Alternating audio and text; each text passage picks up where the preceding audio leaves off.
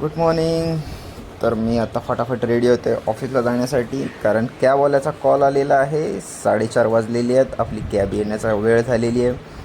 So मी फटाफट निघालो आणि बाहेर पाहतो तर काय सगळीकडे शुकशुकाट, पाऊस नसल्यामुळे वातावरण थोडं चांगलं होतं.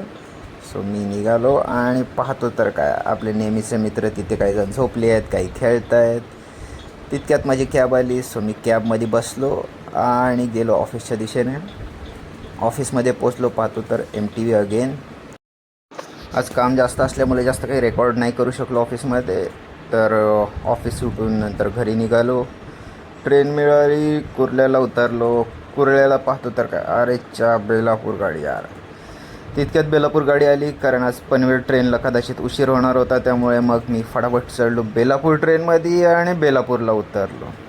बेलापूरला उतरून प्लॅटफॉर्मवरती थोडा वेळ टाईमपास करत होतो. तितक्यात पाहतो तर काय ट्रेन आली.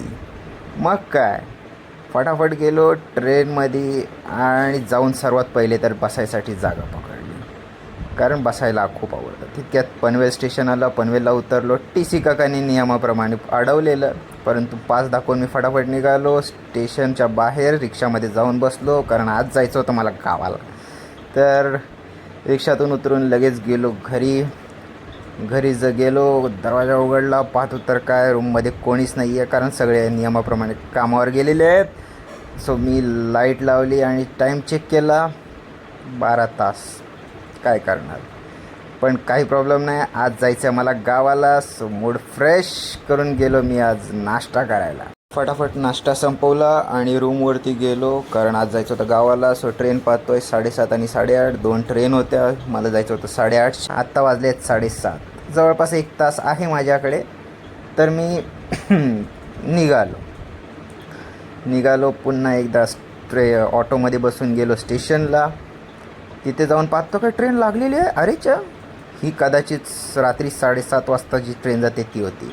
परंतु काही प्रॉब्लेम नाही, मी आपली जागा पकडली आणि बाहेर पाहत बसलो की ट्रेन कधी सुटेल. बराच वेळ वाट पाहिली, परंतु ट्रेन काही सुटायचं नाव घेत नाही आहे. वाट पाहता पाहता वाजलेत आत्ता 7:45 आणि ट्रेन सुटलेली आहे. सो फायनली ट्रेन सुटली आणि पुढे जाऊन पुन्हा एकदा कुठेतरी थांबली. परंतु काही प्रॉब्लेम नाही. तिथून निघाल्यानंतर हा पहा नागोठण्याच्या इथलं दृश्य आणि माझी ट्रेन फायनली पोचली आहे निडी स्टेशनला, जिथून मी जाणार आहे माझ्या गावाला. गावात जाऊन पाहतो तर काय अरेच्या, सगळीकडे अंधारच अंधार. लाईट गेली होती, पण आमच्या घराची इथे लाईट होती. जाताना मला लांबूनच दिसली की माझी आई माझ्यासाठी दरवाजामध्ये बसली आहे. सो मी फटाफट गेलो घरामध्ये आणि रेडी होऊन बसलो जेवायला. खूप दिवसानंतर घावणे पाहायला मिळाले आणि सोबत चिकन. चला, आजच्यासाठी एवढंच. जेवण झाल्यानंतर गेलो आता झोपायला. पुन्हा सकाळी उद्या उठून काही कामं करायची आहेत. सो